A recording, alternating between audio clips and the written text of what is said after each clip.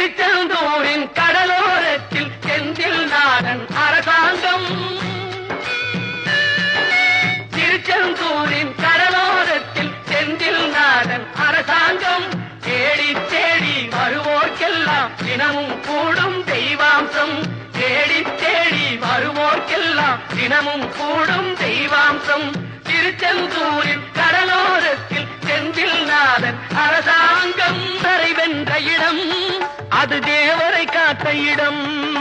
ஆவணி மாசையிலும் வரும் ஐப்பசி திங்களிலும் அன்பர் திருநாள் காணும் இடம். அன்பர் திருநாள் காணும் இடம். அசுரரை வென்ற